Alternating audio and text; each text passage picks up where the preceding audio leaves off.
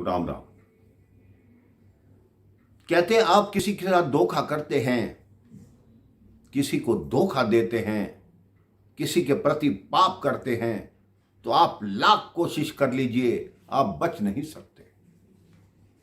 वो पाप आपके पीछे पड़ा रहता है, आपको दिन रात सोने नहीं देता। आपके मन में उसी पाप की ग्लानि घूमती रहती है। वो पाप आपको क्षणिक खुशी तो दे सकता है, लेकिन आजीवन परेशानी का कारण बनता है। दो परम मित्र थे, एक ब्राह्मण था, एक वैश्य था। बाल्यकाल से ही दोनों एक साथ पढ़े, एक साथ बड़े हुए। जब बड़े हुए तो नौकरी की तलाश करने लगे, लेकिन कहीं नौकरी मिल नहीं रही थी।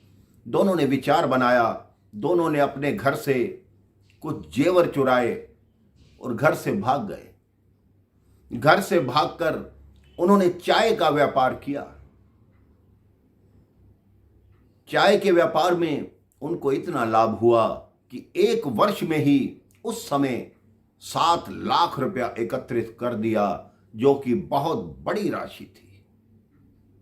अब उन दोनों के मन में विचार आया कि हम अपना कार्य, हम अपना बिजनेस, हम अपना व्यवसाय विदेश में चलाएं तो हमें और लाभ होगा।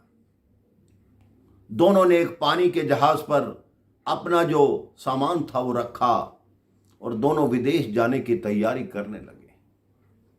वो दोनों जहाज में बैठे। अभी समुद्री जहाज थोड़ी दूर ही चला था कि ब्राह्मण के मन में द्वेष आ गया, छल आ गया कि अगर अपने मित्र को मार डालूं तो ये पूरा 7 लाख रुपया मेरा हो जाएगा। अब जैसे ही उसके मन में पाप आया, उन्होंने अपने मित्र को बुलाया कि देखो देखो समुद्र में क्या है। मित्र भाग कर आया, उसने मित्र को धक्का दिया और मार दिया। अब ब्राह्मण ने जहाज को वापस घुमाया और अपने नगर को लौट आया। पहले उस वैश्य के घर गया, थोड़ा सा धन दिया कि ऐसे ऐसे समुद्र में डूबकर उसकी मृत्यु हो गई। अब ब्राह्मण के पास जितने पैसे थे उसने अपना एक भव्य घर बनवाया, बहुत सी दुकान खोल ली, बहुत व्यवसाय कर लिया। ब्राह्मण का विवाह हुआ, वो बहुत खुश था क्योंकि बहुत अमीर आदमियों में उसकी गणना होने लगी। शादी के 2 वर्ष बाद उसका पुत्र हुआ। उसका बहुत बड़ा उत्सव मनाया गया। धीरे धीरे पुत्र बड़ा होने लगा। जैसे ही पुत्र 3 वर्ष का हुआ वो बीमार पड़ गया। अब 3 वर्षीय पुत्र का इलाज वो ब्राह्मण करने लगा। हर डॉक्टर को दिखा चुका, हर अस्पताल में दिखा चुका, लेकिन उस बच्चे की बीमारी किसी को समझ नहीं आ रही थी। उस बच्चे को बीमार हुए 3 वर्ष हो गए। सेठ का पैसा, उस ब्राह्मण का पैसा धीरे धीरे धीरे धीरे करके समाप्त हो गया। उस बच्चे की बीमारी पर उसका घर बिक गया, दुकानें बिक गई, व्यवसाय समाप्त हो गया, लेकिन वो बालक ठीक नहीं हुआ। जब उसे बीमार पड़े हुए 4 वर्ष हो गए, अर्थात वो बालक 7 वर्ष का हो गया, तब एक दिन उसने अपने पिता को बुलाया कि मेरे पास आओ। अभी आपने जो मेरी हत्या की थी, मेरा पैसा जो आपने खाया, मैं वही आपका मित्र वैश्य हूं और आपका पुत्र बन के मैंने जन्म लिया है। अभी मेरे 700 रुपये शेष हैं, मैं मर जाऊंगा तो मेरी अंत्येष्टि में लगा देना। इतना कहकर उस ब्राह्मण का पुत्र मर गया। 7 वर्ष की आयु में ही उसको छोड़कर चला गया। ब्राह्मण को उसकी एक एक बात याद रही। ब्राह्मण के मन में अपने पाप के प्रति इतनी ग्लानि हुई कि उसने घर परिवार छोड़ दिया, अपने पुत्र का अंतिम संस्कार किया और छोड़कर चला गया। वो वैरागी बन गया। भगवान से बोला कि हे प्रभु, मेरे मित्र ने पैसे तो वापस ले लिए, लेकिन मेरे पर जो हत्या का पाप लगा है वो कैसे समाप्त होगा।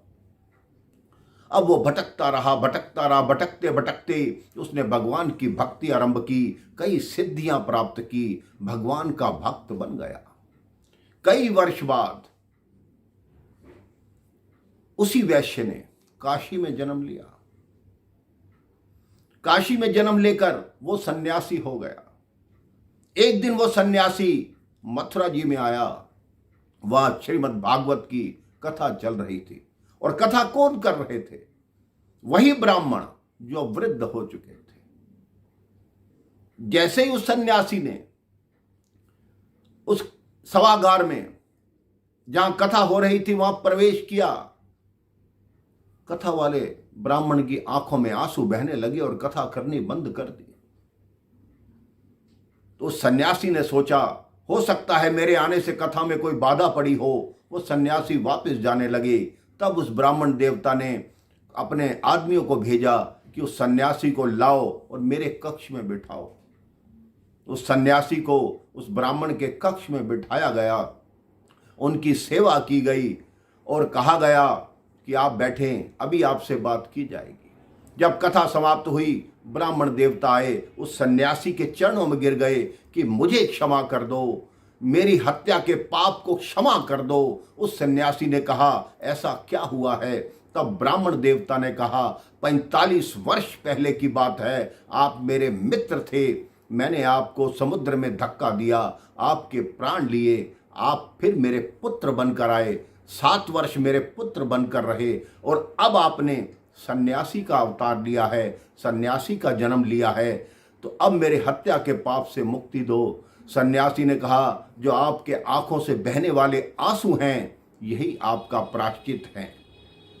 तो मेरे भाई बहन, अपने मन में ये सोच लीजिए कि आपने अगर कोई पाप किया है तो वो पाप जीवन भर आपका पीछा नहीं छोड़ता।